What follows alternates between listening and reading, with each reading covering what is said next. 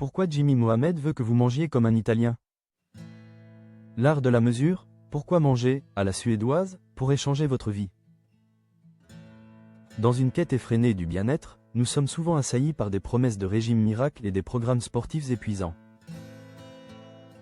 Pourtant, la clé d'une vitalité durable ne réside pas dans l'excès, mais dans un équilibre subtil, presque poétique. Si la science s'accorde à dire qu'une nutrition saine couplée à une activité physique régulière forme le socle de la santé, la réalité du quotidien est plus complexe. La motivation des premiers jours s'étiole, et c'est là que l'esprit doit prendre le relais sur la simple discipline. Pour nous guider sur ce chemin, le docteur Jimmy Mohamed, figure emblématique de la médecine préventive en France, nous invite à un voyage culturel et sensoriel à travers son dernier ouvrage, Je mange bien, je vais bien.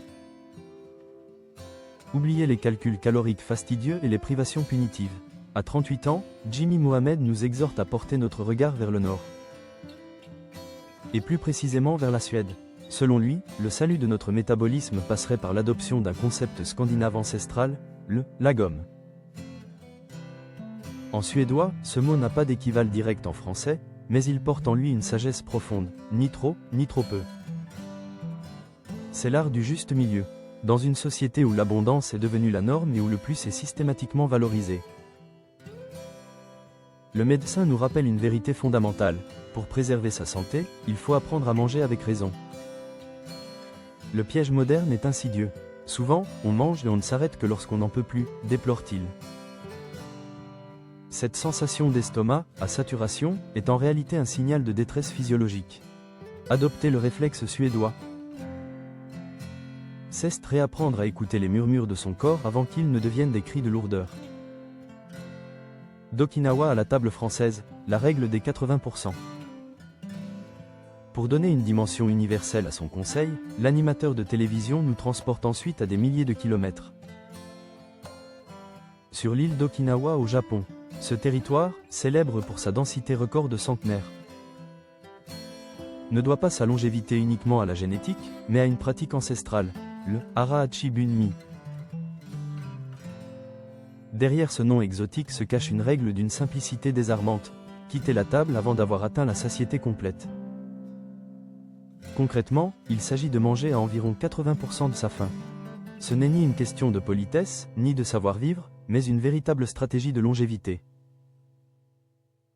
En laissant un léger espace dans notre système digestif, nous permettons à notre organisme de traiter l'énergie plus efficacement, sans l'épuiser sous le poids d'un surplus inutile. Citant Benjamin Franklin, Jimmy Mohamed rappelle cet adage intemporel: pour allonger ta vie, réduis tes repas. Mais attention, il ne s'agit pas ici de s'affamer ou de s'enfermer dans une frustration psychologique qui mènerait inévitablement à l'échec. L'idée est de déjouer les pièges d'une société de consommation qui nous incite en permanence à manger par envie, par stress ou par habitude, plutôt que par besoin réel. En réduisant très légèrement nos apports caloriques quotidiens, nous ne perdons rien. Au contraire, nous gagnons en lucidité corporelle. Vous allez vous réapproprier les mécanismes de faim, assure le médecin. C'est là que réside la véritable victoire, réussir enfin à faire la distinction entre la vraie faim, ce besoin vital d'énergie, et l'envie de manger, ce désir émotionnel souvent dicté par notre environnement. Cultiver le lagom ou le Harahachi Bunmi, c'est s'offrir la chance d'un futur plus léger, plus sain et surtout plus conscient. Une invitation à savourer chaque bouchée, non plus comme une fin en soi, mais comme un carburant noble pour une vie épanouie.